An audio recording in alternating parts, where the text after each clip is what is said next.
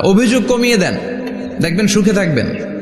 এইটা নাই, ওইটা নাই, এইটা পাই নাই, ওইটা পাই নাই, জীবনে এইটা হই নাই রে, ওইটা পাইলাম না রে, এরকম অভিযোগ করে দেদারসে অনেক এরকম লোক আছে না নাই? এরা অসুখী, এরা অসফল। সফল ব্যক্তিদের একটা গুণাবলী হচ্ছে এরা কমপ্লেইন করে কম, কমপ্লেইন করে কম, তারা শুকরিয়া করে বেশি। দে আর ভেরি গ্রেটফুল, তারা শুকরিয়া করে বেশি। এটা পাই নাই, ওইটা পাই নাই এগুলো বলবেন না, কারণ আপনি যেটা পাইয়া খুশি না, অনেকে এইটা পাওয়ার জন্য সংগ্রাম করে যাচ্ছে।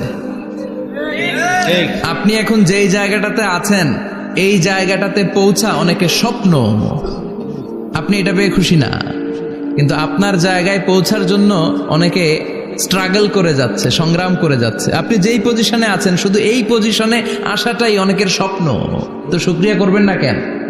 এজন্য সব সময় আমাদের বেশি বেশি শুকরিয়া করতে হবে কার? রব্বুল আলামিন বলেন, কুল লাউ কানাল বাহরু মিদাদাল লিকালিমাতি রাব্বি লানাফিদাল বাহরু ক্বাবলা আন তানফাদা কালিমাতু রাব্বি ওয়ালাউ জিনা বিমিসলিহি মাদাদা। সাগরের জলকে কালি করে, গাছের পাতাকে খাতা করে, তোমার মহিমা লেখা শেষ হবে না, যদিও লিখি প্রভু জীবন ভরে। সাগরের জলকে কালি করে, গাছের পাতাকে খাতা করে, তোমার মহিমা লেখা শেষ হবে না, যদিও লিখি প্রভু জীবন ভরে। সাগরের জলকে কালি করে, চিল্লায় বলেন ঠিক কিনা? সব সাগর মহাসাগরের জল যদি কালি হয়ে যায়, কি উপমা দিলেন আল্লাহ! সব সাগরের পানি যদি কালি হয়ে যায়, সব গাছের পাতাও যদি খাতা হয়ে যায়, আর সাগরের জল নামক কালি দিয়ে গাছের পাতা নামক খাতার উপরে যদি আমি আল্লাহর প্রশংসা তোমরা লিখতে শুরু করে দাও, সাগরের জল শেষ হয়ে যাবে, গাছের সব পাতাগুলো ফুরিয়ে যাবে, আমি আল্লাহর প্রশংসা করে শেষ করা যাবে না। সুবহানাল্লাহ বাড়িতে যায় বলবেন। সাগরের জল, চারটেখানে কথা। কয়টা সাগর দেখছেন আপনি? কয়টা সাগর ঘুরছেন? প্রশান্ত মহাসাগর দেখছেন আপনি? আটলান্টিক মহাসাগর দেখেছি আমরা? দেখি নাই। প্রশান্ত মহাসাগরের সবচেয়ে গভীর জায়গার নাম মারিয়ানা ট্রেঞ্চ, প্রায় 36,000 ফিট ওইটা ডেপথ, গভীরতা। কয় হাজার ফিট গভীর? আপনার বাড়ির যে পুকুর কয় হাত গভীর? হ্যাঁ, 36,000 ফিট। কেন ইমাজিন, কল্পনা করতে পারেন 36,000 ফিট গভীর এটা মারিয়ানা ট্রেঞ্চ, প্রশান্ত মহাসাগর। আর এই পৃথিবীর সবচেয়ে উঁচু যে পাহাড়টা, এটার নাম মাউন্ট এভারেস্ট। এটার উচ্চতা প্রায় অ্যাপ্রক্সিমেটলি অ্যারাউন্ড 29,000 ফিট। পাহাড়, পৃথিবীর সবচেয়ে উঁচু পর্বত শৃঙ্গ মাউন্ট এভারেস্ট 29,000 ফিট।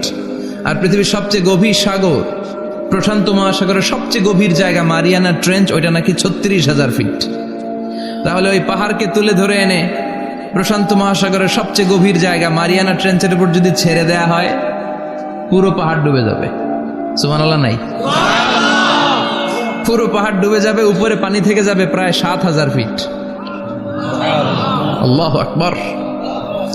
এই পৃথিবীর দ্বিতীয় গভীরতম সাগরের নাম আটলান্টিক মহাসাগর। এই সাগরের সবচেয়ে গভীর জায়গার নাম হচ্ছে পুয়ের্টো। এই পুয়ের্টো গভীরতা প্রায় 33,000 ফিট। কত? আর সবচেয়ে বড় পাহাড় 29,000 ফিট। তো এই সাগরেও যদি বড় পাহাড়টা, পৃথিবীর সবচেয়ে উঁচুতম পর্বত শৃঙ্গকে এনে ছেড়ে দেয়া হয়, পুরো পাহাড় পানিতে তলিয়ে তো যাবেই, এর উপরে আরো পানি থেকে যাবে 4,000 ফিট। সাগর, মহাসাগর, পানি বেশি না কম? জোরে বলেন। কি বিশাল আটলান্টিক মহাসাগর! লম্বায় তো অনেক বড়, আড়াআড়ি ভাবে এটারে ক্রস করে অনেক প্লেন, অনেক বিমান। আগে কনকর্ড ক্রস করতো হিথ্রো এয়ারপোর্ট থেকে জন এফ কেনেডি এয়ারপোর্টে ল্যান্ড করার জন্য। ঘন্টায় 1000 মাইল বেগে ছুটতো এই প্লেনগুলো। তারপরেও আড়াআড়ি ভাবে, লম্বায় না, আড়াআড়ি ভাবে আটলান্টিক মহাসাগরকে ক্রস করতে 3-4 ঘন্টা লেগে যেত। প্লেন যদি ঘন্টায় চলে 1000 মাইল বেগে, আর আটলান্টিক মহাসাগরের পাশ যেটা প্রশস্ত, এটা ক্রস করতে যদি 3 ঘন্টা লাগে, তাহলে পাশে কয় হাজার কিলোমিটার? 3000 কিলোমিটার। সুবহানাল্লাহ কইবেন না? এত বিশাল বিশাল সাগর। সাগর কি, মহাসাগর কি এই দুইটা, যে প্রশান্ত আর আটলান্টিক? না, ভারত মহাসাগর, উত্তর মহাসাগর, দক্ষিণ মহাসাগর, বঙ্গোপসাগর, কৃষ্ণ সাগর, ভূমধ্য সাগর, লোহিত সাগর, চায়না সাগর, শত শত সাগরে ভরপুর মহাবিশ্ব। এই সব সাগরের পানি যদি কালি হয়ে যায়, কি হয়ে যায়? আর পৃথিবীতে যত গাছ আছে সব গাছের পাতা যদি খাতা হয়ে যায়, গাছ কয়টা আছে কুমিল্লায়? হ্যাঁ, অভাব নাই। তো কুমিল্লাতেই যদি অভাব নাই, তাহলে আফ্রিকার জঙ্গলের কি অবস্থা? কি পরিমাণে গাছ, বৃক্ষরাজি আল্লাহ তৈরি করেছেন। এই সব গাছের পাতা যদি এরকম খাতা হয়ে যায়, আর এই সাগরের জল নামক কালি দিয়ে যদি এই খাতায় আল্লাহর জিকির লিখতে শুরু করেন, প্রশংসা লিখতে শুরু করেন, গাছের পাতাও শেষ, সাগরের পানিও শেষ, শেষ হবে না আল্লাহর জিকির আর প্রশংসা করেন। আল্লাহু আকবার। এজন্য সব সময় প্রশংসা করতে হবে একজন সত্তার, তিনি কে? সে আল্লাহ বললেন, হুয়াল আউয়ালু ওয়াল আখিরু ওয়াল যাহিরু ওয়াল বাতিন ওয়া হুয়া বিকুল্লি শাইইন আলিম। আল্লাহ বললেন, আমার প্রশংসা করবি না কেন? আমি সবার প্রথমে, আমি সবার শেষে, আমি প্রকাশ্যে, আমি গোপনে। কার কথা? প্রথমে কে? জোরে বলেন। প্রথমে আল্লাহ আল্লাহ, শেষেও আল্লাহ আল্লাহ, আকাশে আল্লাহ আল্লাহ, জমিনে আল্লাহ আল্লাহ। পড়েন পড়েন। প্রথমে আল্লাহ আল্লাহ, শেষেও আল্লাহ আল্লাহ, আকাশে আল্লাহ আল্লাহ, জমিনে আল্লাহ আল্লাহ। আবার পড়েন। প্রথমে শেষেও আকাশে আল্লাহ আল্লাহ, জমিনে আল্লাহ আল্লাহ। নিখিল জাহান গাই গুণগান, তারে নামে গায় আমরাও গাহি। তাআলা হামদে বারি তাআলা, হামদে বারি তাআলা, হামদে বারি তাআলা। পড়েন আল্লাহু আকবার। তিনি প্রথম, তিনি শেষ, তিনি প্রকাশ্য, তিনি গোপন। এজন্য প্রশংসা চলবে একজনের। চিল্লায় বলেন কে? আল্লাহ তোমার প্রশংসার জন্য আমরণ আমরা করতে পারি, তৌফিক দাও। জোরে পড়েন আমিন। সুলতানপুর নুরানিয়া হাফিজিয়া মাদ্রাসা ও এতিমখানার উদ্যোগে আজকের এই প্রোগ্রাম সভাপতিত্ব করছেন আলহাজ শামসুল হক সরকার, অবসরপ্রাপ্ত সরকারি কর্মকর্তা। আসছেন সভাপতি? অসুস্থ, আল্লাহ তুমি সুস্থ করো।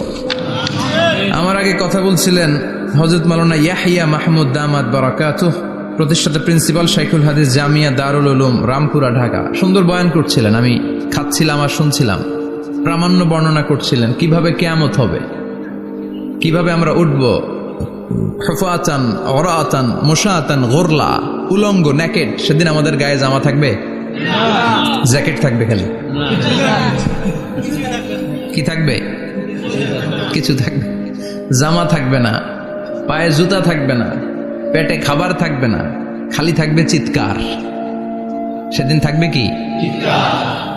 মনে হয় কথাগুলো প্রতিদিন এগুলো রিমাইন্ডার দিবেন নিজেকে, যে ওই দিনটার মুখোমুখি আমি হতে যাচ্ছি। আমি কি তৈরি করেছি আখিরাতে নাজাতের জন্য। প্রতিদিন ভাবতে হবে যে দাদা চলে গেল, বাবা চলে গেল, আমিও ওই একই পথের যাত্রী। দ্য ডেস্টিনেশন ইজ সেম, গন্তব্য এক, কেউ আগে কেউ পরে। এটাই ওয়াজ, এটাই দামি ওয়াজ। এটা মনে রাখলেই মানুষ আর চুরি করতে পারে না, মিথ্যা বলতে পারে না, ইফটিজিং করতে পারে না, পরকিয়া করতে পারে না, মতের বিরুদ্ধে গেলে তারে রামদা দিয়ে কোপাইতে পারে না। চিল্লা এখন ঠিক কিনা? এটাই হচ্ছে ইসলাম। আখিরাতের স্মরণ, যিকরাদ্দার, চলে যেতে হবে। ছোট্ট আছি, বড় হব। এই যে দাড়ি পাকা মুরব্বীরা যারা আছেন, ওনার মায়ের পেট থেকে তো এরকম সাদা দাড়ি নিয়ে বেরিয়েছিল না? ছোট্ট বাচ্চা হয়ে এসেছিল, ওনারা ওয়া ওয়া করে কেঁদেছে। শৈশব, কৈশোর, যৌবন, প্রৌঢ়ত্ব, বার্ধক্য, বয়সের ভার, চুল আর দাড়ির শুভ্রতা। আগে ছিল সিঙ্গেল, হয়েছে ডবল, এরপরে হয়েছে মেয়ের বাপ, এরপরে শ্বশুর, এরপরে নানা। This is the circle of life. এটাই সার্কেল, রাউন্ড, এভাবে ঘুরে আবার চলে যেতে হবে। এই চিন্তাটা যদি মাথায় থাকে, ওই লোক টেন্ডারবাজি করতে পারে? চাঁদাবাজি, ইফটিজিং, মিথ্যা বলতে পারে, যৌতুক খেতে পারে? এজন্য সব সময় give yourself the reminder of আখিরাহ। আখিরাতের রিমাইন্ডার নিজে দেন। অন্যায় হয়ে গেলে, ভুল হয়ে গেলে রিমাইন্ডার দেন যে থাকতে আসি নাই, চলে যাব। কেউ থাকতে পারে নাই, নবীরাও পারে নাই। যে মালাকুল মাউত রূহ কবজ করে, ওই ফেরেশতা থাকতে পারছে? চলে গেছে। আমাদেরকে চলে যেতে হবে। আল্লাহ বুঝার তৌফিক দাও। তো উনি এগুলো নিয়ে দেখলাম কথা বলছিল, চমৎকার বলছিল। এরকম ভালো আলেমদের দাওয়াত দেওয়া উচিত, যারা কিচ্ছা কাহিনী না বলে কনস্ট্রাকটিভ কথা বলে, কিছু শিখে যাওয়া যায়, কিছু জেনে যাওয়া যায়। পুঁজির বোঝাটা হালকা না, ভারী করা যায়, ঠিক কি না? আল্লাহ আমাদেরকে তৌফিক দান করুক, উনি যা বললেন আমরা যেন আমল করতে পারি। আর অনেকে কথা বলেছেন, যারাই বলেছেন নিঃসন্দেহে কোরআন থেকে বলেছেন। আমরা চাই এই কোরআনের কথা ছড়িয়ে পড়ুক শহর, গ্রাম, বন্দর, বিশ্বের আনাচে কানাচে, সব জায়গায়। রাজি আছেন তো?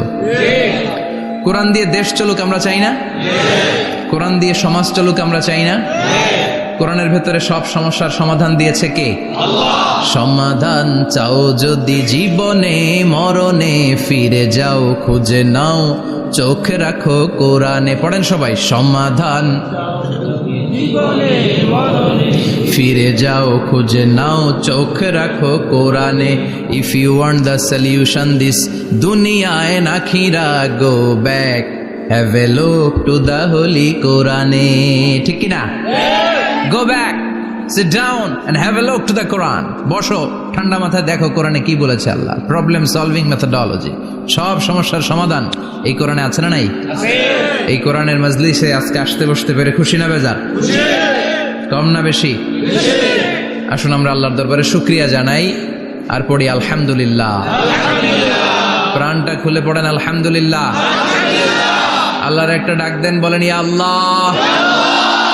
আরো জোরে পড়েন ইয়া আল্লাহ। আল্লাহ তুমি কবুল করো। আমরা সরাসরি এই বইটা থেকে এখন কথা শুনবো। এই দেখেন, পৃথিবীর কোনো বইয়ে এত ময়লা থাকে না যত ময়লা থাকে কোরআনে। কারণ সমাধান দিবে তো, এজন্য ময়লা টয়লা নিয়ে সব সমাধান করে ফেলবে কোরআন। যত জায়গায় তাফসির করতে যাই ধুলাবালি মিশে থাকে। Quran for not your bookshelf, Quran is for yourself. Quran আপনার বুক সেলফের জন্য না, কোরআন আপনার জন্য। আমরা বুক সেলফে রাখি, তাও নিচের থাকে না, উপরের থাকে, যাতে কেউ নাগাল না পায়। এরকম ডাকাইতে আছে না নাই? কোরআনের সাথে অ্যাটাচমেন্ট বাড়াতে হবে। You have to increase your attachment with the holy Quran. এটা এনলাইটেন করতে এসেছে আপনার জীবনকে, আলোকিত। এই যে আমরা কোরআনের উপর আলোকপাত করি না, এটা এনলাইটেন করে, আলো বিচ্ছুরিত করে, আপনার জীবনকে উজালা করবে। এজন্য কোরআনের সাথে সম্পর্ক বাড়াতে হবে, শুদ্ধভাবে পড়তে জানতে হবে, অর্থ জানতে হবে। আল্লাহ কি বলেছেন জানতে মনে চায় না? আসুন আমরা জানার চেষ্টা করি। আল্লাহ তুমি তৌফিক দাও, পড়েন আমিন। আমি আপনাদের খেদমতে সূরা ইয়াসিন থেকে তেলাওয়াত করছি, টের পাইছেন? ইয়াসিন মুখস্থ আছে কার কার? আর উঠবে না হাত? মাশাআল্লাহ। অর্ধেক মুখস্থ আছে কার দেখি? আচ্ছা, প্রথম 5 আয়াত মুখস্থ আছে কার? আচ্ছা, এই সূরার নাম আজকে প্রথম শুনছেন কে কে? হাত তোলেন। নাম সবাই শুনছে তাই না? আল্লাহ কবুল করো। আরো জোরে পড়েন আমিন। তো সূরাতুল ইয়াসিন থেকে আজকে আমরা কথা শুনবো ইনশাআল্লাহ। পড়েন যতটুকু আমাদের সাধ্যে কুলায়। এটা মাক্কি সূরা। সূরা ইয়াসিনটা কি সূরা? বিশ্বনবীর জীবনে 2টা পর্ব, একটা মাক্কি পর্ব, একটা মাদানী পর্ব। একটা হচ্ছে মাক্কি ইনিংস আর একটা মাদানী ইনিংস। ক্রিকেটে ইনিংস থাকে, ফার্স্ট ইনিংস, সেকেন্ড ইনিংস, বুঝতে সুবিধা না? কমন পড়ছে সবার? তো এটা হচ্ছে বিশ্বনবীর মাক্কি ইনিংসের একটা সূরা। মাক্কি ইনিংসের বৈশিষ্ট্য হচ্ছে বিশ্বনবী তাওহীদের দাওয়াত দিয়েছেন, রিসালাতের দাওয়াত দিয়েছেন, আখিরাতের কথা বলেছেন, একটু নরম নরম কথা বলেছেন। কারণ চারদিকে খালি মাইর। চারদিকে কি? কোরআনের কথা বললে মাইর আছে না? মার খেতে হয়, বকা শুনতে হয়, ঝুঁকি নিয়ে কথা বলতে হয়। চিল্লা এখন ঠিক কিনা? বিশ্বনবীরে বলা হলো এগুলো ছেড়ে দেন, এগুলো ছেড়ে দেন। সুন্দরী নারী দেব, টাকার পাহাড় দেব, ক্ষমতার চেয়ারে বসিয়ে দেব, সব দিব। এই হচ্ছে আমাদের 3 দফা। নারী দিব, সম্পদ দিব, ক্ষমতা দিব। বিষ্ণু বললেন আমার খালি 1 দফা। আমার কয় দফা? 1 দফা। লা ওয়াদাউ আশ-শামসা ফি ইয়ামিনি, সূর্য যদি ডান হাতেও দাও, ওয়াল কামারা ফি ইয়াসারি, চন্দ্র যদি বাঁ হাতেও দাও, এই কালেমার দাওয়াত থেকে 1 হাতও আমারে পিছনে নেওয়া যাবে না। চিল্লা এখন ঠিক কিনা? মুমিন কখনো ভয় পায় না, মুমিন কখনো পিছু হটে না, মুমিন স্ট্র্যাটেজি চেঞ্জ করে, মুমিন কৌশলী হয়। এই রাস্তা দিয়ে যাওয়া যায় না, বসে বসে কেঁদে লাভ নাই, রাস্তা আরেকটা খুঁজতে হবে, আরেকটা রাস্তা বানায় নিতে হবে। এটাই হচ্ছে মুমিনের বৈশিষ্ট্য। আল্লাহ তুমি বোঝার তৌফিক দাও। তো বিশ্বনবীর মাক্কি ইনিংসের খেলার সিস্টেম ছিল ঠ্যাক দিয়ে খেলতেন। ক্রিকেটে কি বলে যে উইকেট বাঁচায় খেলতে হবে, তোমার উইকেট যাতে পড়ে না যায়, তো ঠেকায় ঠেকায় খেলে। তো বিশ্বনবী ঠেকায় ঠেকায় খেলছেন, আর 4 ছক্কা মারছে সব মাদানি ইনিংসে। সুবহানাল্লাহ নাই? মাদানি ইনিংসে বিশ্বনবী গর্জে উঠলেন, জ্বলে উঠলেন আপন শক্তিতে। রবি না? তো বিশ্বনবী মাদানি ইনিংসে যেটা করেছেন সেটা হচ্ছে সমাজ সংস্কার করেছেন।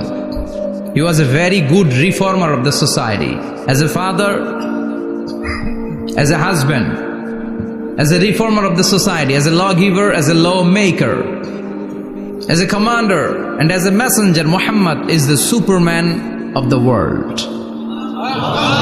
স্বামী হিসেবে, বাবা হিসেবে, নেতা হিসেবে, নবী হিসেবে, সমাজ সংস্কারক হিসেবে, আইন প্রণেতা হিসেবে মুহাম্মদ হচ্ছেন এই পৃথিবীর জন্য সুপারম্যান। তার কোনো তুলনা হয় না। বিশ্বনবীর কোনো তুলনা হয় বিয়ন্ডলেস, বাউন্ডলেস, বটমলেস। তারা নিয়ে কথা বলতে গেলে সময় ফুরায় যাবে, মাইকের ব্যাটারি শেষ হয়ে যাবে, মাগার কথা শেষ হবে। এজন্য ওনার জীবনের ক্ষেত্রে বলা হয় বিয়ন্ডলেস, বাউন্ডলেস, বটমলেস। অসাধারণ ব্যক্তিত্ব, সুপার ক্যালিফ্রাজিলিস্টিক এক্সপিয়ালিডোসাস, অসাধারণ, যার কোনো তুলনা হয় না, এক্সেলেন্ট, আনপ্যারালাল। মাদানী জীবনে উনি সশস্ত্র সংগ্রাম করলেন, সংস্কার করলেন সমাজটাকে, সেনাবাহিনী বানালেন। তখন আর নরম নরম ভাবে খেলে নাই, গরম ভাবে খেলেছে। এটা হচ্ছে ইমানের দাবি। মুমিনরা কৌশলী হয়, যখন যে পরিস্থিতি, ওই পরিস্থিতির সাথে তাদের স্ট্র্যাটেজি তারা পাল্টায়। তো বিশ্বনবীর মাদানী ইনিংসে এই সূরা নাজিল হয়নি, হয়েছে মাক্কি ইনিংসে, মাক্কি সূরা। এই সূরার অনেক ফজিলত, ছোটবেলা থেকেই সূরা ইয়াসিনের অনেক ফজিলতের কথা আমরা শুনেছি না? বিশ্বনবী বলেছেন ইন্না লিকুল্লি শাইইন কলবান ওয়া কলবুল কুরআনি সূরাতু ইয়াসিন।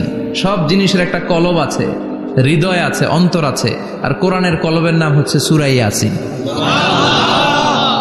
বিশ্বনবী বললেন ইন্না লিকুল্লি শাইইন কলবান, সব জিনিসের একটা কলব আছে। ওয়া ইন্না কলবাল কুরআনি সূরাতু ইয়াসিন, আর কোরআনের কলবের নাম হলো সূরাতু ইয়াসিন। মান ক্বারাআ সূরাতা ইয়াসিন মাররা ওয়াহিদা, একবার সূরাতু ইয়াসিন তেলাওয়াত করলে 10 পারা কোরআন খতমের সওয়াব হয়ে যায়। বিশ্বনবী বলতেন ইন্না ফিল জাসাদি মুদগা, দেহে একটা গোশতের টুকরা আছে, ইযা সালুহাত সালুহাল জাসাদু কুল্লু, এই দেহের গোশতের টুকরা যদি ভালো হয়ে যায়, পুরো দেহটারে ভালো করে দেয় কে? আল্লাহ। এই দেহের গোশতের টুকরাটা যদি পচে যায়, পুরো দেহটারে নষ্ট করে দেয় কে? বিশ্বনবী বললেন আলা ওয়াহিয়াল কলব, ওই টুকরাটার নাম হলো কলব। টুকরাটার নাম কি? এজন্য কলবের মধ্যে আল্লাহর জিকির বসাইতে হবে। কি বসাবেন?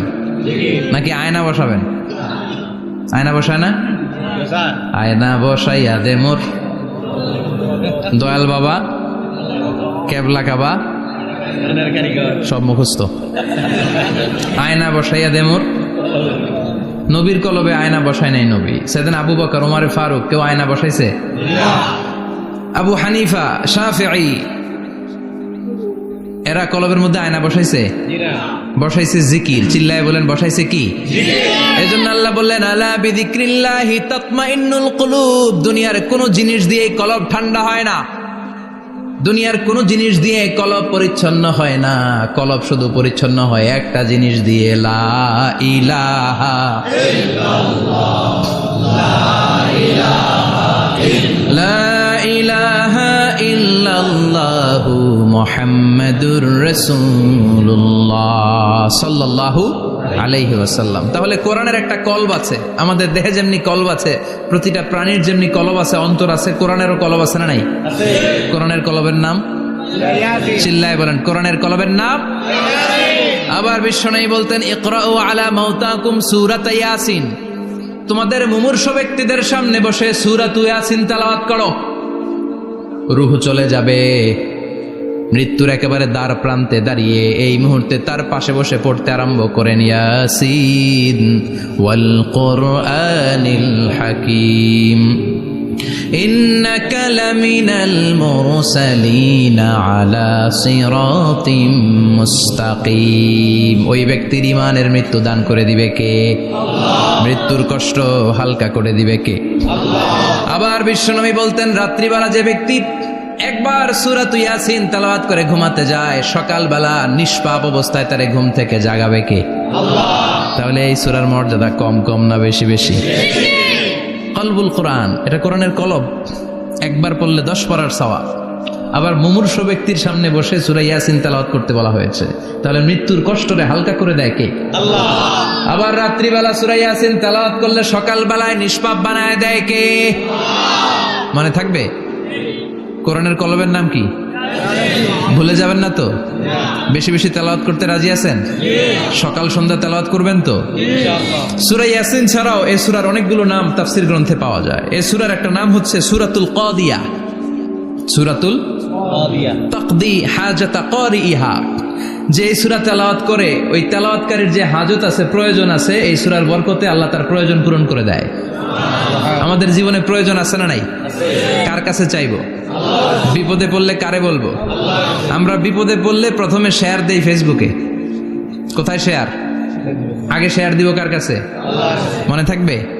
বিপদে পড়লে ফেসবুকে শেয়ার দিব না, বন্ধুরে শেয়ার করব না, বউয়ের কাছেও পরে শেয়ার করব, আগে শেয়ার করব কার কাছে? মনে থাকবে? এজন্য বিশ্বনবী বলতেন, এই সূরার নাম সূরাতুল কাদিয়া, মানুষের হাজত পূরণ করে দেয়। এই সূরা তেলাওয়াত করে যদি আপনি আল্লাহর কাছে কোনো বিপদ থেকে পানা চান অথবা কোনো প্রয়োজন নিয়ে দোয়া করেন, সূরার বরকতে প্রয়োজনটা পূর্ণ করে দেয় কে?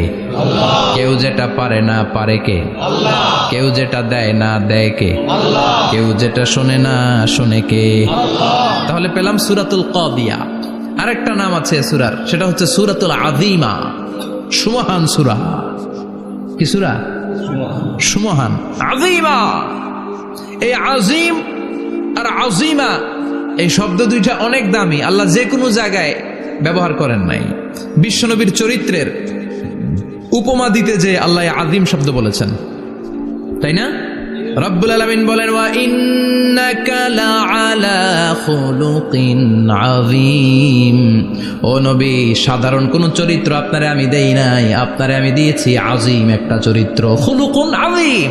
And verily indeed you are on a very good standard of character. অসাধারণ চরিত্র দিয়েছে। বিশ্বনবীর চরিত্র বুঝাতে যে আল্লাহ কি শব্দ ব্যবহার করেছেন? কথা বলে না, তাফসীর শিখে যেতে হবে। কোন শব্দ ব্যবহার করেছেন? আযীম। আবার আল্লাহ নিজের পরিচয় দিতে যে আযীম বলেছেন, ওয়ালা ইয়াউদুহু হিফযুহুমা ওয়া হুয়াল আলিয়্যুল আযীম। সুবহানাল্লাহ। আকাশ জমিনের নিয়ন্ত্রণ করতে যে আল্লাহ কখনো ক্লান্ত হয় নাকি? কারণ তিনি হচ্ছেন আল আলিয়্যুল আযীম। আল্লাহু আকবার। তার মানে নবীর চরিত্রের ক্ষেত্রে আযীম, আল্লাহর নিজের সত্তার ক্ষেত্রে আল্লাহ বললেন আযীম। আবার বললেন কিয়ামতের দিন গোটা পৃথিবীটারে আমি নাড়িয়ে দেব, গোটা পৃথিবীতে একটা আমি ভূমিকম্প দিব। এই কথাও কোরআনে আছে না নাই? ইযা জুলজিলাতিল আরদু জিলজালাহা আল কারিয়াতু মাল কারিয়া। পুরো পৃথিবী কাঁপিয়ে দিব। এই কাঁপাকাঁপিটা ওই দিনের ভূমিকম্পটা কি অন্যান্য সময়ের ভূমিকম্পের মতো হবে? এই ভূমিকম্পকে আল্লাহ বলেছেন আযীম। ইন্না জালজালাতাস সাআতি লা শাইউন আযীম। সেদিনের ভূমিকম্প সাধারণ কোনো আর্থকোয়েক নয়, সাধারণ ভাইব্রেশন না, এটা আযীম। আবার আল্লাহ কোরআনকেও আযীম বলেছেন, ওয়ালাকাদ আতাইনাকা সাবআম মিনাল মাসানি ওয়াল কুরআনাল আযীম। ও নবী, আমি আপনারে নিত্য পাঠনীয় সপ্তবাক্য সূরাতুল ফাতিহা দিয়েছি, সাথে সাথে কোরআনে আযীম দান করেছি। সুবহানাল্লাহ। তার মানে কোরআনের ক্ষেত্রে আযীম, কিয়ামতের ভূমিকম্প এটা আযীম, আল্লাহ নিজেও আযীম, বিশ্বনবীর চরিত্র। আবার এই সূরাটাও যেহেতু দামি, এজন্য এই সূরার নাম সূরাতুল আযীমা। সূরাতুল সুমহান সূরা। এটা যেন তেন সূরা নয়, এটা তো কোরআনের কলব। কলব ছাড়া মানুষ বাঁচে? হার্ট ফাউন্ডেশনে যেয়ে দেখবেন মানুষের কি অবস্থা। হৃদরোগ, হৃদয় যার নষ্ট, তার যে কত কষ্ট। এই যে কি পরানো লাগে এখন, রিং পরায়, এনজিওগ্রাম, এনজিওপ্লাস্টি করে আর্টারি ব্লক করে ফেলে। চর্বি, এত চর্বি আমরা খাই, এত গরুর গোশত আমরা খাই। মনে রাখবেন, যেই প্রাণীর পা বেশি ওইটার ভিতরে কোলেস্টেরল বেশি। মাছের কয় পা?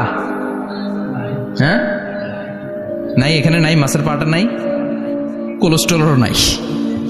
মুরগির কয় পা? জোরে বলতে হবে। তার মানে কিছু কোলেস্টেরল আছে না নাই? গরুর কয় পা? কোলেস্টেরল বেশি না কম?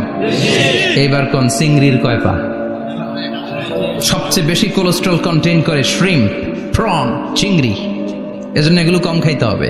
তবে 40-এর আগে যারা আছেন ধুমায়া খান, 40-এর পরে এই যে মাটন, ল্যাম্প, ছাগলের গোশ, খাসির গোশ, চিংড়ি, এগুলো আপনার ডায়েট থেকে বাদ দিয়ে দিতে হবে। বুঝতে পেরেছেন?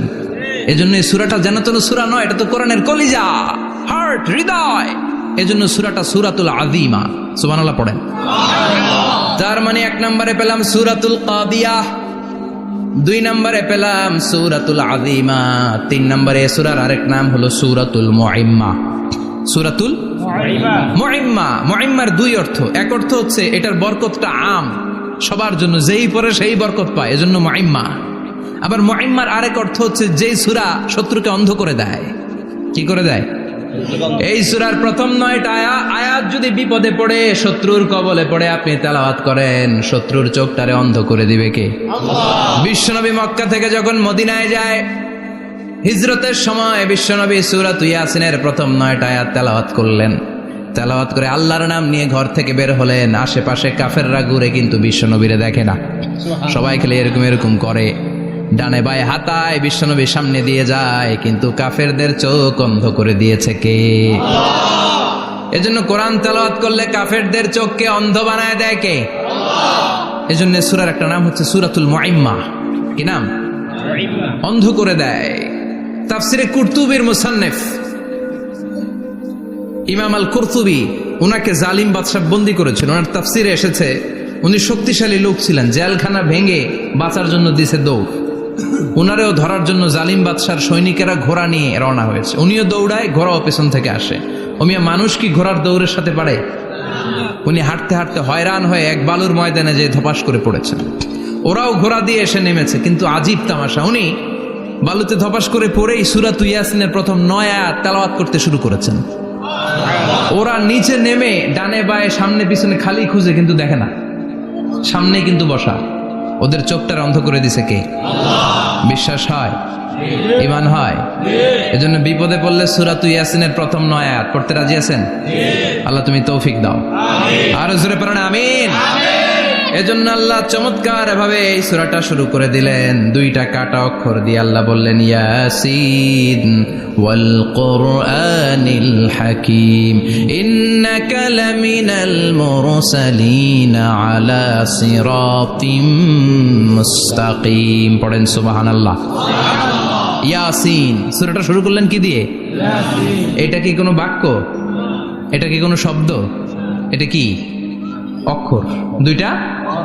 প্রথম অক্ষরের নাম, দ্বিতীয়টা আওয়াজ করে বলেন, প্রথম অক্ষরটার নাম, দ্বিতীয়টা। খুব চমৎকার না? বাক্য দিয়ে এই সূরাটা শুরু করে নাই। যেমন ইযা জুলজিলাতিল আরদু জিলজালাহা, এই সূরার প্রথম আয়াত, এটা একটা বাক্য না? জি। আচ্ছা। ওয়াদ-দুহা ওয়াল-লাইলি ইযা সাজা, বাক্য না? জি। কিন্তু ইয়াসিন, এটা কি কোনো বাক্য? না। এটা কি কোনো শব্দ? না, এটা কাটা 2টা অক্ষর। সুবহানাল্লাহ পড়েন। আল্লাহ 114টা সূরার প্রায় 29টা সূরা এরকম কাটা কাটা অক্ষর দিয়ে শুরু করেছেন। সুবহানাল্লাহ নাই? এই 29টা সূরা কখনো আল্লাহ একটা অক্ষর দিয়ে শুরু করেছেন, কখনো 2টা অক্ষর দিয়ে, কখনো 3টা দিয়ে, কখনো 4টা দিয়ে, কখনো 5টা দিয়ে। একটা অক্ষর দিয়ে আল্লাহ কোরআনের সূরা শুরু করেছেন, এরকম একটা সূরা বলেন। নুন ওয়াল কলামি ওয়া মা ইয়াসতুরুন। নুন, নুন দিয়ে সূরা শুরু হয়ে গেছে। তারপরে কফ, এক অক্ষর দিয়ে সূরা শুরু হয়ে গেছে। সুবহানাল্লাহ পড়েন। সুবহানাল্লাহ।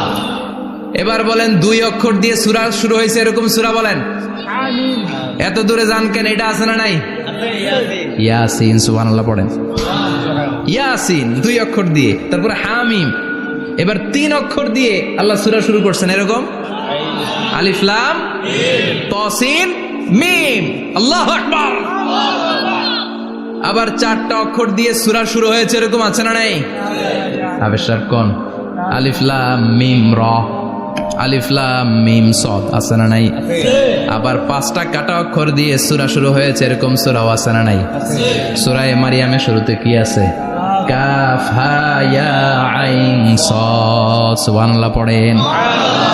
এরকম প্রায় 29টা সূরা আল্লাহ কাটা কাটা অক্ষর দিয়ে শুরু করেছেন, কোনো বাক্য দিয়ে নয়, কোনো শব্দ দিয়ে নয়। কি দিয়ে? হারফ দিয়ে। হারফ, এই হারফগুলোরে বলে হুরুফ আত-তাহাজ্জি বা হুরুফ আল মুকাত্তাআত, কাটা কাটা অক্ষর। মনে রাখবেন কোরআনের আয়াতগুলো 2 ভাগে বিভক্ত, একটা মুহকাম, একটা মুতাশাবিহ। মুহকাম মানে যেগুলোর অর্থ আমরা জানি, যেগুলোর ব্যাখ্যা আমরা জানি, যেটার ইন্টারপ্রিটেশন, এক্সপ্লেনেশন আমাদের জানা আছে। আর মুতাশাবিহ আমরা অর্থ জানি না, আমরা ব্যাখ্যা জানি না, এটা দিয়ে আসলে কি বুঝাইছে আমরা কেউ জানে না। জানে একজন, চিল্লায় বলেন তিনি কে?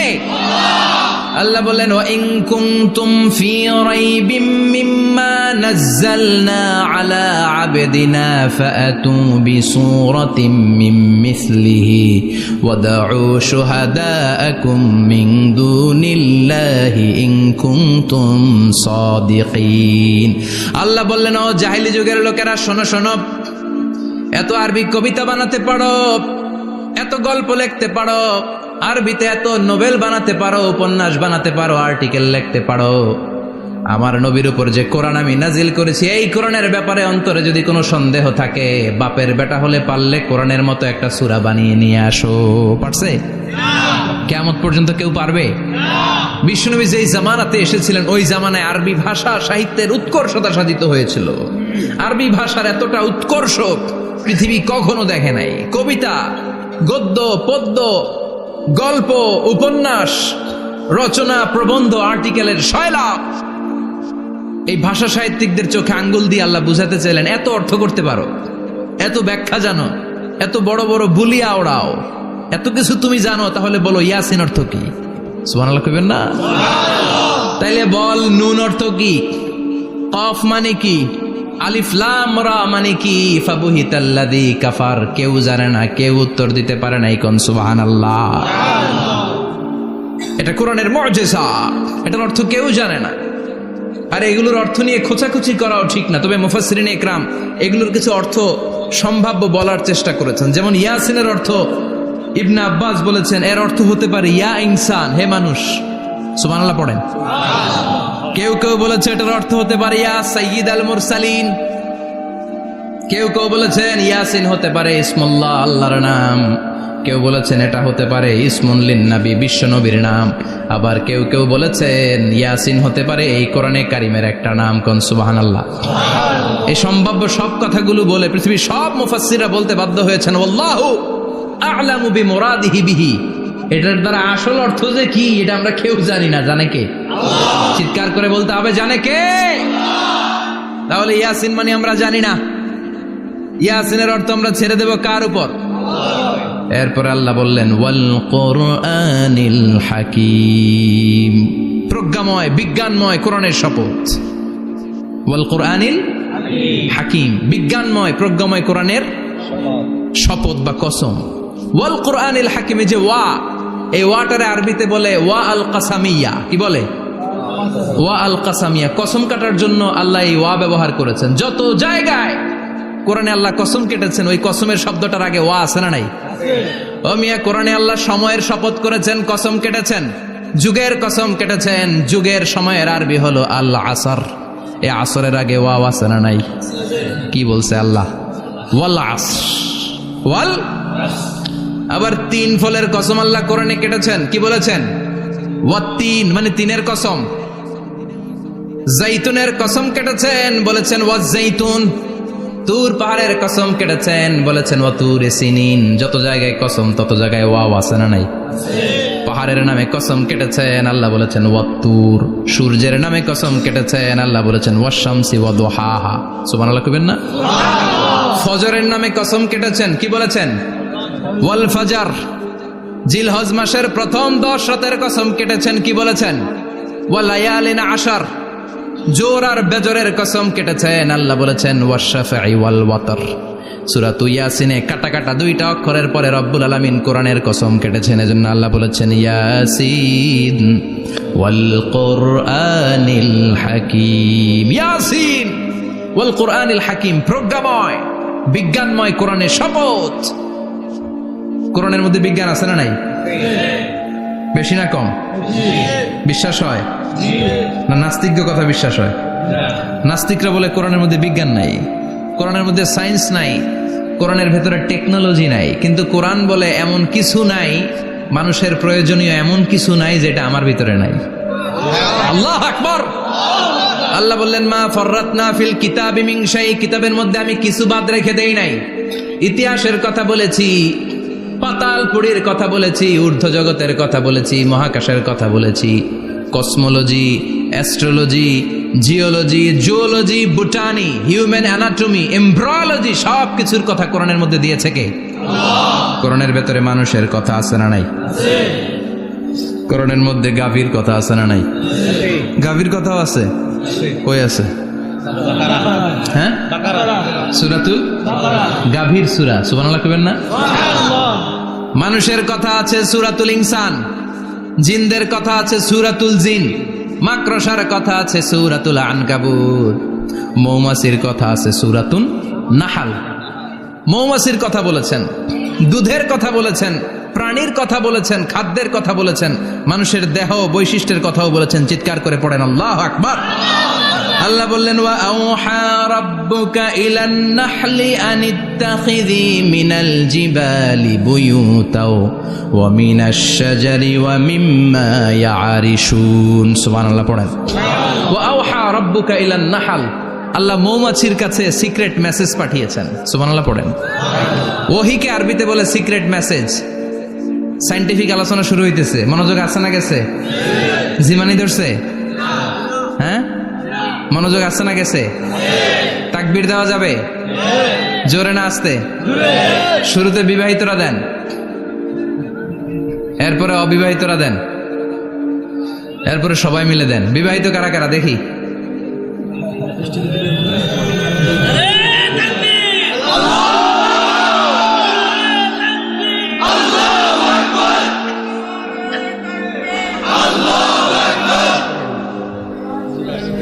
বিবাহিতরা অবিবাহিতরা দিবেন না? শুরুতে বিবাহিতরা দেন, তারপরে অবিবাহিতরা দেন, তারপরে সবাই মিলে দেন। বিবাহিতরা রেডি?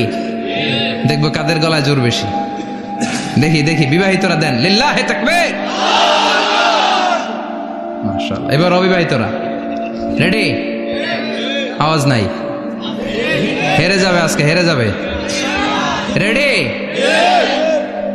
তাকবীর দাও। লিল্লাহি তাকবীর।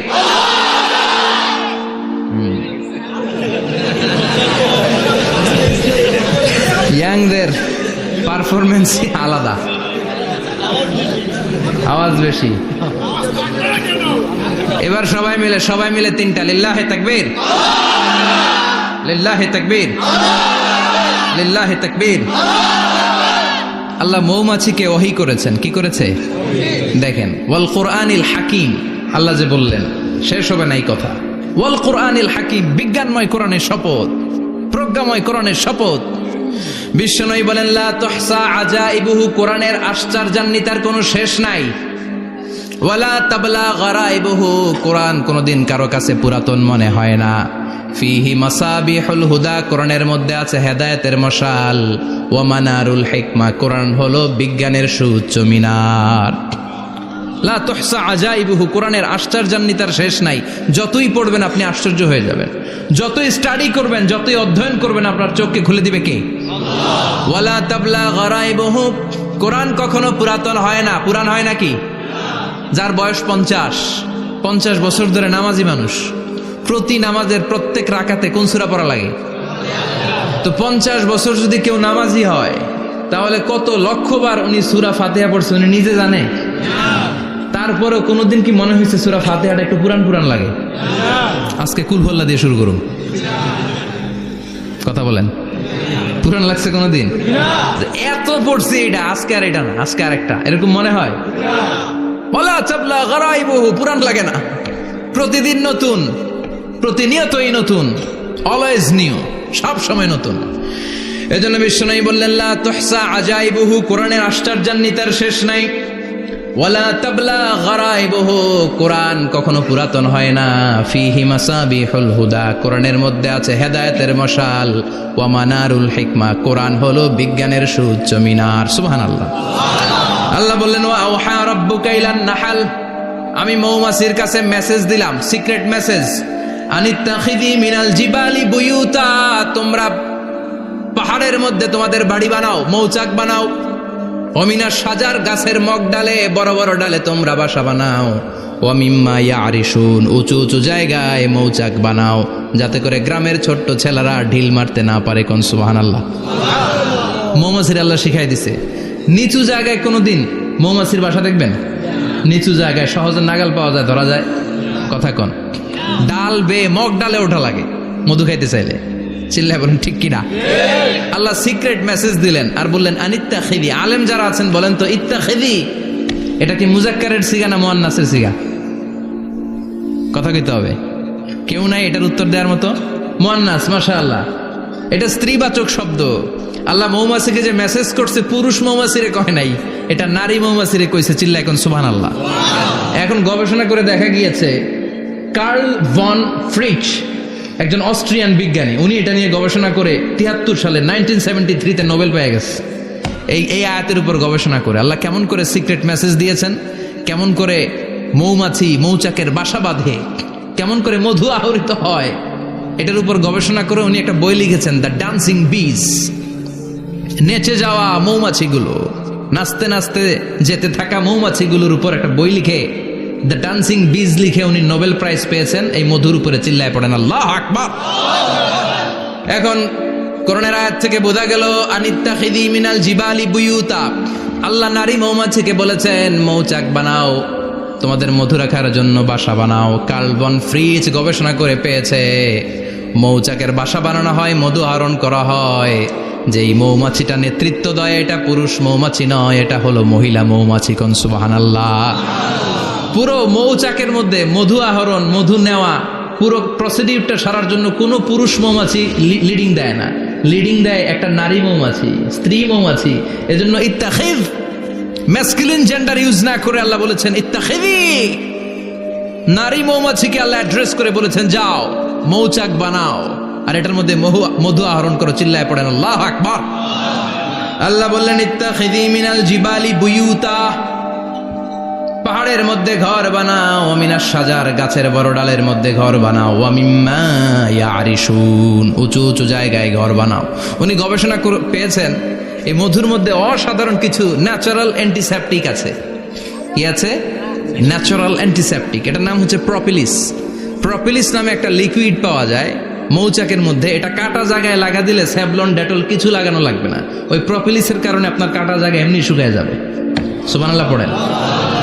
দ্বিতীয় বিশ্বযুদ্ধে রাশিয়ান যত সৈনিকরা যুদ্ধে আহত হতো, ওরা আলাদা করে অ্যান্টিসেপটিক খাইতো না, ওরা মধু আইনা লাগাই দিত আর সুস্থ হয়ে যেত। সুবহানাল্লাহ পড়ে। নিউজিল্যান্ডের কিছু বিজ্ঞানীরা আবিষ্কার করেছে মৌমাছির হুলের ভিতরে রেমিটিক ফিভারের অ্যান্টিবায়োটিক আছে। অনেকের বাত জ্বর হয়, বাতের ব্যথা থাকে না? থাকে, মুরব্বীদের বেশি হয়। ওই জায়গার মধ্যে যদি আপনি মৌমাছি এনে ঢুকাই দিতে পারেন, মৌমাছির হুল লাগাই দিতে পারেন, ভালো হয়ে যাবে। মৌমাছি যখন হুল ফুটে আরাম লাগে না অনেক? খাইছেন? কামড় খাইছেন? হ্যাঁ, মজা লাগে। তো নিউজিল্যান্ডের এই গবেষকরা এরা আবিষ্কার করেছে যে মৌমাছি যদি হুল ফুটিয়ে দেয় ওইখানে বাতের ব্যথা থাকলে বেদনা থাকলে এটা ভালো হয়ে যাবে। আমি নিজে দেখেছি, বিবিসি একটা ডকুমেন্টারি, ইজিপশিয়ান একজন ফিজিশিয়ান চিকিৎসক, উনি ওনার বাতের ব্যথায় আক্রান্ত যত রুগীরা আছে ওদের গায়ের মধ্যে মৌমাছি এনে এনে নিজে নিজে হুল ফুটায়। রুগী চিৎকার মারে, ও মাগো, ও আল্লাহ গো, কিন্তু একদিন পরে ব্যথা নাই, আর কয় ভালো হয়ে গেছে। সুবহানাল্লাহ কইবেন না? তো এজন্য এই কার্ল বন ফ্রিজ 1973-তে দ্য ডান্সিং বিজ লেখে গোটা বিশ্বকে তাক লাগিয়ে দিয়েছে। তার গবেষণার প্রতিটি পয়েন্ট কোরআনের এই আয়াতের সাথে মিলে যায়। চিৎকার করে পড়েন আল্লাহু আকবার। এই যে আমরা মধু খাই, এই মৌচাকের ভেতরে অন এন অ্যাভারেজ অ্যারাউন্ড 60,000 মৌমাছি থাকে। তিন ভাগে, একটা হচ্ছে কুইন বি, একটা মেল বি, আর একটা হচ্ছে ওয়ার্কার বি। একটা থাকে রানী মৌমাছি, এর নেতৃত্বে সবাই চলে।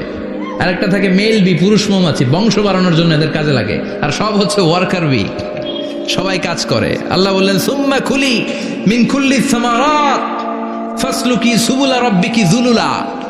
আল্লাহ সিক্রেট মেসেজ দিয়ে বললেন গাছের উপরে বাসাবাদ, পাহাড়ের উপরে মৌচাকের বাসাবাদ, উঁচু উঁচু জায়গায় তোমরা তোমাদের বাসা বাঁধো। সুম্মা কুলি মিন কুল্লি সামারাত, এরপর এলাকার যত মিষ্টি মিষ্টি ফুল আছে, ফল আছে, ওখান থেকে রস নিয়ে আসো। সুবহানাল্লাহ। পুষ্প রস সংগ্রহ করে মধুগুলো, এটার বলে sweet nectar. They collect the sweet nectar from the flowers. এবং মধুর মধ্যে এত চমৎকার জিনিস থাকার কারণ হচ্ছে মৌমাছিগুলো ওই এলাকার সব ধরনের ফুল, ভালো ভালো সুগন্ধযুক্ত ফুল ফল থেকে রস নিয়ে আসে। তো ওই গাছগুলোর মধ্যে বনাজি গাছ আছে না নাই? ঔষধি গাছ আছে না নাই? এজন্য মধুরে বলা হয় সব রোগের ঔষধ। যত বনাজি ঔষধি গাছের নির্যাস আর পুষ্প রস আছে, সব আল্লাহ মধুর ভিতরে ঢুকায়া মধুকে আল্লাহ ন্যাচারাল ভ্যাকসিন বানিয়ে দিয়েছেন। চিল্লায়ে পড়েন আল্লাহু আকবার। আল্লাহ বললেন সুম্মা কুলি মিন কুল্লি সামারাত, সব ফল আর ফুল থেকে নেকটার পুষ্পরস নিয়ে আসো।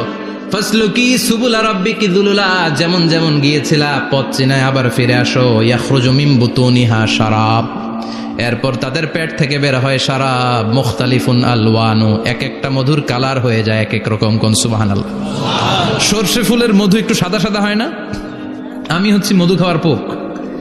আমি দেশে বিদেশে যেখানে গিয়েছি ফ্রেশ হানি আমি অনেক খুঁজেছি। ইয়ামানি একটা মধু পাওয়া যায়, ইয়ামানের সাওয়াহিলি এলাকায়, পাহাড়ি এলাকায়, একেবারে কুচকুচে কালো। আবার অনেক মধু আছে কিছুটা খয়েরি এবং হলুদ বর্ণের।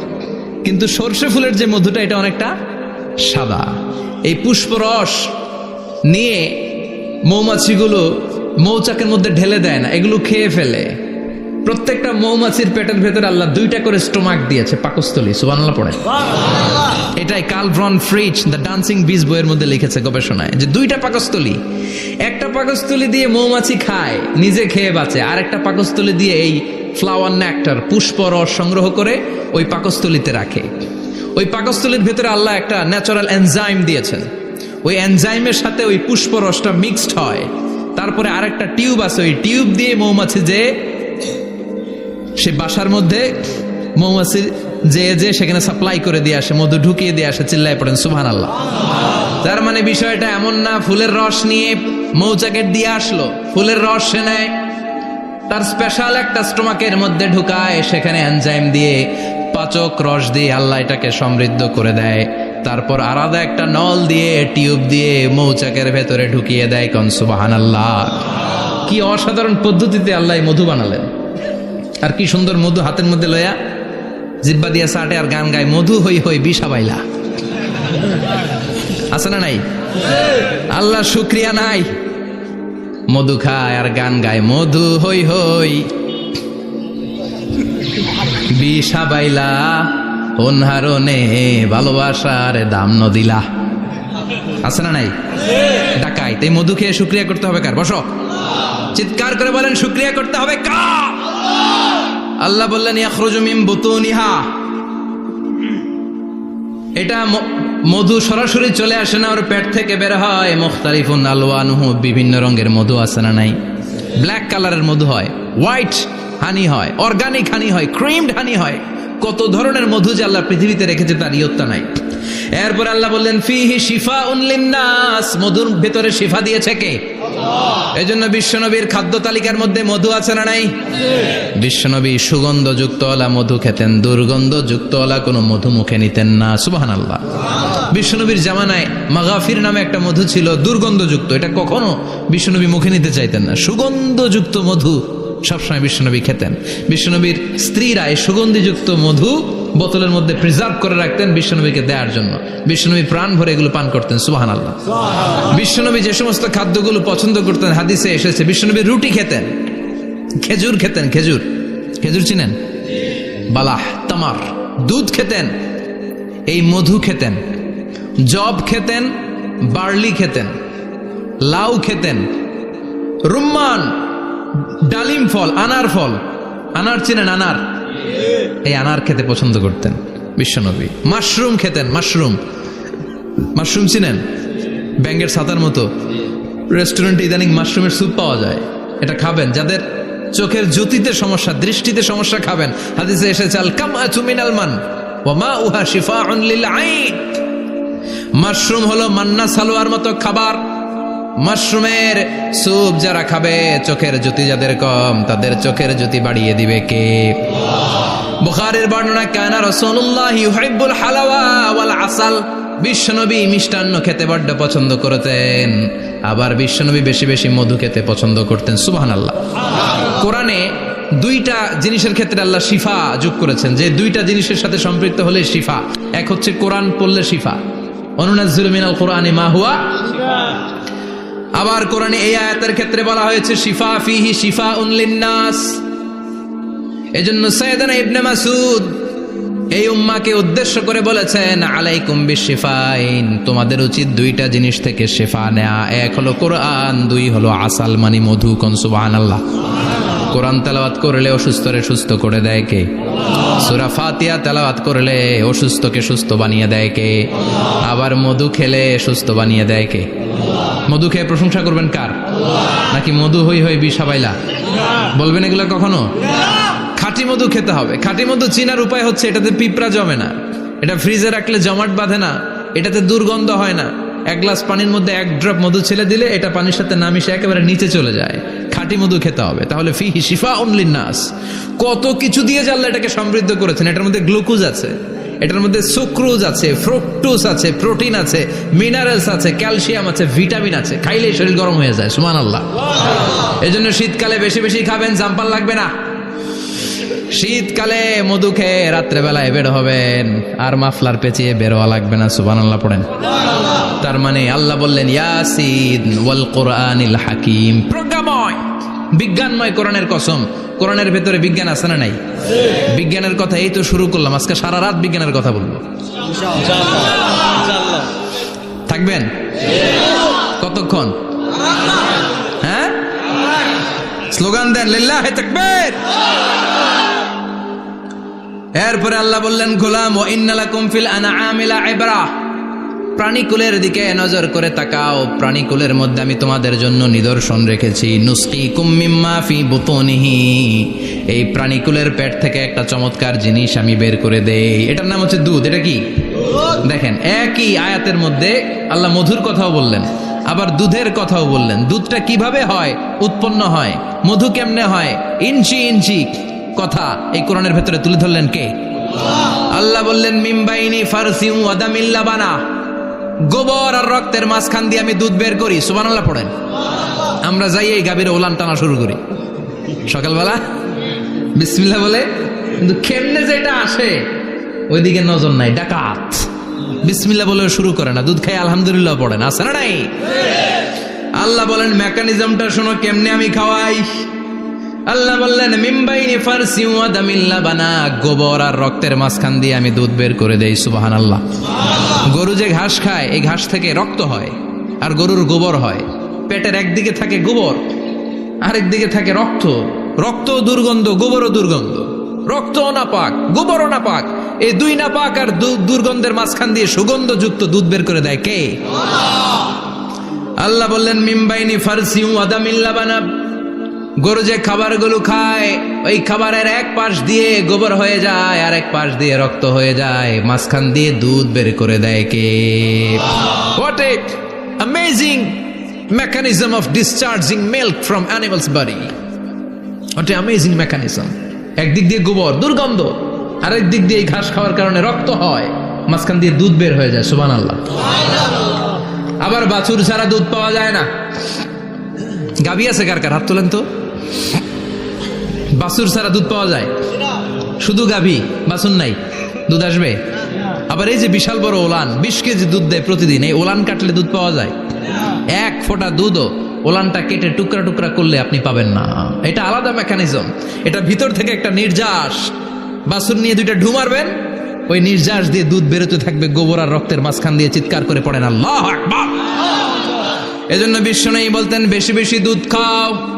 দুধ হলো সুষম খাদ্য। পৃথিবীতে আবিষ্কৃত যত খাবার আছে, দুধের চাইতে ভালো খাবার আছে নাকি? কথা কন। মানুষ পানি খেয়ে 3-4 দিন বাঁচে জানেন, আর পানির মধ্যে লবণ দিলে 7-8 দিন বাঁচতে পারবেন। আর দুধ পাইলে আজীবন বাঁচবেন আপনি। দুধ খেয়ে যদি হজম করতে পারেন, দুধ খেয়ে হজম করতে পারলে আজীবন বেঁচে যাবেন। সুষম খাদ্য। বিশ্বনবী যে রাতে মেরাজে যাবেন, সিদরাতুল মুনতাহা পার হওয়ার পরে বিশ্বনবীর পরীক্ষা শুরু হলো। বিশ্বনবীকে বুখারীর বর্ণনা 3টা গ্লাস দেয়া হলো। কাদাহ ফিহি লাবান, এক গ্লাসের মধ্যে দুধ ছিল। ওয়া কাদাহ ফিহি আসাল, আর এক গ্লাসের মধ্যে ছিল মধু। আর এক গ্লাসের মধ্যে ছিল মদ। কাদাহুন ফিহি খামার। বিশ্বনবীকে 3টা গ্লাস দিয়ে বলা হলো নবী চুজ করেন কোনটা নেবেন। এক গ্লাসে মধু, আর এক গ্লাসে দুধ, আর এক গ্লাসের মধ্যে বিশ্বনবীকে দেয়া হলো মদ। বিশ্বনবী বললেন যে এই গ্লাসের ভেতরে দুধ আছে, আমি ওই পেয়ালাটা নিলাম। সাইয়েদনা জিবরাইল বললেন ইয়া রাসূলুল্লাহ আখাস্তাল ফিতরা, আপনি যেমন নিছেন তেমন। সুবহানাল্লাহ কইবেন না? বিশ্বনবী দুধ খেতে পছন্দ করতেন। আর বিশ্বনবী বলতেন আলাইকুম বি আলবানিল বাকার, বেশি বেশি গরুর দুধ খাবা। ফাইন্নাহা তুরাম্মু মিনাল আশজার, কেননা এটা সবুজ লতা পাতা ঘাস পাতার নির্যাস। গরু কি খায়? ঘাস খায় না? এই ঘাসের নির্যাস হচ্ছে দুধ। বিশ্বনবী বলতেন বেশি বেশি দুধ খাবা। ফিহি শিফা, এর মধ্যে শিফা আছে। ফি লাবানিহা শিফা ও লুহমিহা দা, গরুর দুধে আছে শিফা, গরুর গোশতের মধ্যে আছে রোগ। সুবহানাল্লাহ কোন। কত বড় ফিলোসফার বিশ্বনবী।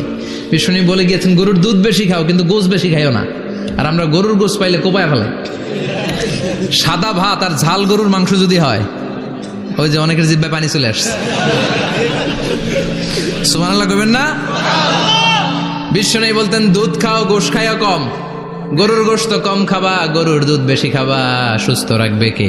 আল্লাহ। আবার বিশ্বনবী মায়েদেরকে বলেছেন ও মায়েরা, সন্তান হওয়ার পরে 2 বছর দুধ খাওয়াবা। আল্লাহু আকবার। والوالدات يرضعن أولادهن حولين كاملين لمن أراد أن يتم الرضاعة। সন্তান যারা পেয়েছো মায়েরা, বোনেরা, 2 বছর দুধ খাওয়া সন্তানদের সুস্থ রাখবে কে? আল্লাহ। বাচ্চা ডেলিভারির পরপরই আল্লাহ তাআলা মায়ের বুকে একটা দুধ দেয়, এটাকে বলে শাল দুধ। এটা হচ্ছে বাচ্চার জীবনের প্রথম প্রাকৃতিক টিকা। সুবহানাল্লাহ কয় না? এটা বেবির জীবনে ন্যাচারাল প্রাকৃতিক টিকা, প্রতিষেধক আল্লাহ দিয়ে দিয়েছে। আপনার বাচ্চাকে টিকা দিন, স্লোগান আছে না? 5টা-7টা টিকা দেয়া লাগে। প্রথম টিকাটা আল্লাহ নিজেই ফ্রি দিয়ে দিছে। এটা শাল দুধের ভেতরে পাওয়া যায়। এজন্য বাচ্চাকে শাল দুধ খাওয়াতে হবে। তার ব্রেনের গ্রোথ হবে, সে শক্তিশালী হবে, সে দেশপ্রেমিক হবে, সে আল্লাহওয়ালা হবে। চিল্লায় এখন ঠিক কিনা? যে মায়েরা বাচ্চারে দুধ খাওয়ায়, ওই বাচ্চারা মায়েরে ভালোবাসে বেশি। আর যেই মা গুলো বাচ্চারে দুধ না খাওয়ায় আর ডানু খাওয়ায়, আর কি কি আছে? হরলিক্স আর সিরালেক, কমপ্লেট। যারা এগুলো খাওয়াবে, ডানু খাওয়াবে, যারা ল্যাকটোজেন খাওয়ায়, যারা বুকের দুধ খাওয়াতে চায় না কোনো কারণ ছাড়া, 2 বছর বাচ্চারে দুধ দিতে চায় না, এই বাচ্চাগুলো বড় হলে ওই মারে বৃদ্ধাশ্রমে দিয়ে আসবে। কথা কন, কথা কন। এজন্য মায়েরা, বোনেরা, সন্তান হলেই তাকে বুকের দুধ দিয়ে আল্লাহর পক্ষ থেকে যে টিকাটা, এই টিকাটা পেটের ভিতরে ঢুকাই দিতে হবে। চিল্লা এখন ঠিক কিনা? এটা হচ্ছে ন্যাচারাল টিকা। এজন্য আল্লাহ বললেন ইয়াসিন ওয়াল কোরআনিল হাকিম। ইয়াসিন, বিজ্ঞানময় কোরআনের শপথ। কোরআনের মধ্যে বিজ্ঞান আছে না নাই? অভাব নাই। কয়টা শুনবেন? আল্লাহ কসমোলজির কথা বলেছে, অ্যাস্ট্রোলজি কথা। কসমোলজি হচ্ছে সৃষ্টি তত্ত্ব। কসমোলজি কি? সবাই বলেন কসমোলজি কি? আল্লাহ বললেন আওয়ালাম ইয়ারাল্লাযীনা কাফারু আন্নাস সামাওয়াতি ওয়াল আরদা কানাতা রাতকান ফাফাতাকনাহুমা। কাফেররা কি দেখে না মহাবিশ্বের সব কিছু একসাথে মিলে ঝিলে ছিল, বিশাল এক বিস্ফোরণের মাধ্যমে আমি মহাবিশ্ব তৈরি করেছি। সুবহানাল্লাহ। আদিতে শুরুতে কিন্তু সব আকাশ, বাতাস, জমিন, চন্দ্র, সূর্য, নক্ষত্র, গ্রহ, নীহারিকা পুঞ্জ, গ্যালাক্সি, ব্ল্যাক হোল সবকিছু মিলেমিশে একসাথে ছিল। এটার ঘনত্ব ছিল খুব বেশি। মহাবিশ্বের সবকিছু ছিল একটা বিন্দু। এটাকে বিজ্ঞানীরা নাম দিয়েছে দ্য সিঙ্গুলারিটি, মহা একত্ব। এরপর একটা প্রচন্ড বিস্ফোরণের মধ্য দিয়ে মহাবিশ্ব সৃষ্টি হয়েছে। এটার ওরা নাম দিয়েছে বিগ ব্যাং থিওরি। কি নাম? স্টিফেন হকিং মারা গেছে না গত বছর নাকি? হ্যাঁ, বছর খানিক আগে মারা গিয়েছে। সবচেয়ে বড় পদার্থবিজ্ঞানী ছিল। সে একটা বই লিখেছে, from the brief history of time, a brief history of time from big bang two black hole. সেখানে সে প্রমাণ করেছে কোরআনের এই আয়াত, কানাতা রাতকান, মহাবিশ্বের সবকিছু একটা বিন্দু ছিল। চাঁদ, সূর্য, গ্রহ, তারা সব কি ছিল? কথা বলেন, সবাই বলেন। একটা মাত্র বিন্দু ছিল। আল্লাহ